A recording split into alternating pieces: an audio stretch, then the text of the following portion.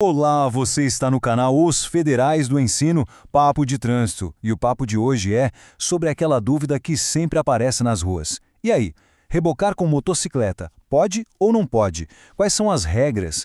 Vamos mergulhar nesse assunto e desvendar de vez o que a nossa legislação de trânsito diz sobre isso. Vamos pensar numa cena clássica.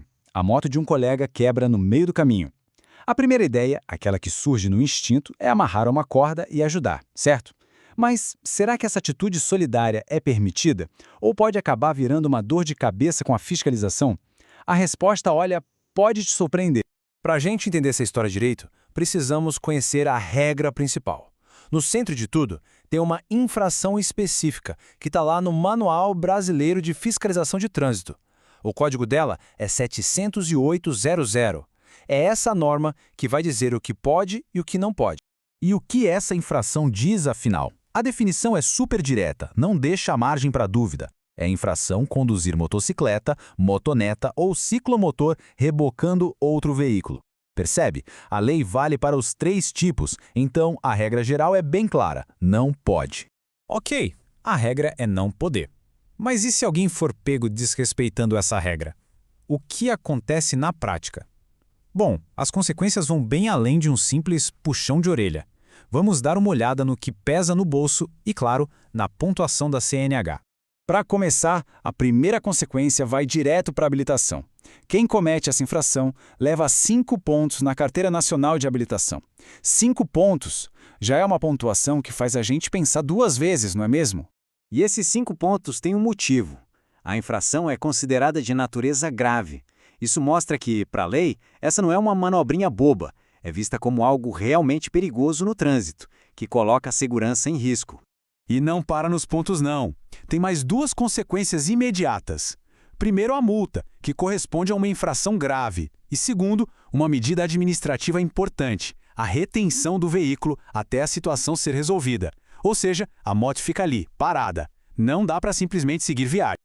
Para não restar nenhuma dúvida, o próprio Manual de Fiscalização traz uns exemplos bem práticos de situações que acontecem todo dia por aí e que sim, são infração. Vamos ver alguns casos que são super comuns? Sabe aquela cena? Um motociclista empurrando o outro com o pé no estribo para dar aquela força? Pois é, isso está lá citado como um exemplo claro da infração 708.00. Não pode.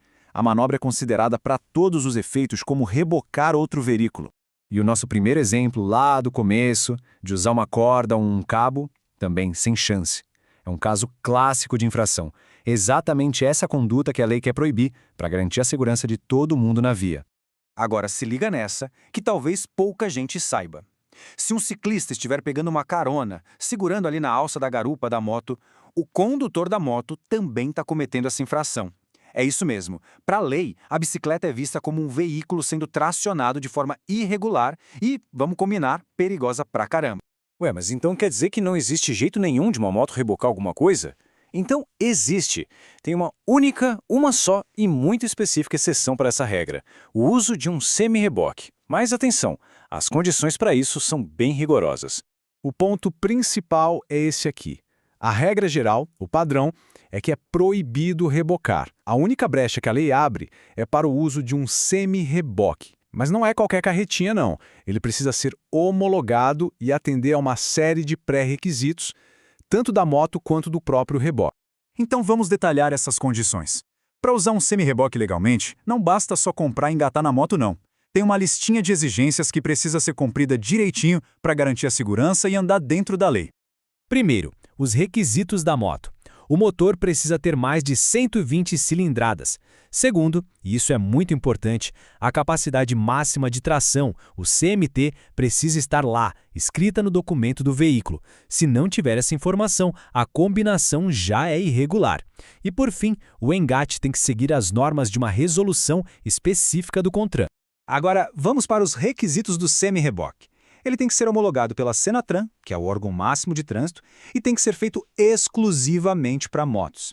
Além disso, claro, tem que respeitar os limites de tração da moto e estar com todos os equipamentos obrigatórios, tipo luzes e faixas refletivas, funcionando perfeitamente. E aqui vem um detalhe fundamental, um verdadeiro pulo do gato. Mesmo com o semi-reboque todo legalizado, se ele tiver algum defeito, como uma luz queimada, por exemplo, a infração muda. A autuação não vai ser por rebocar, mas sim por conduzir o veículo com equipamento obrigatório ineficiente. É outra infração, com outro código. Fica a dica. Então, depois de analisar tudo isso, a mensagem principal é bem clara. A legislação sobre reboque com motos é restritiva por uma razão muito simples: segurança.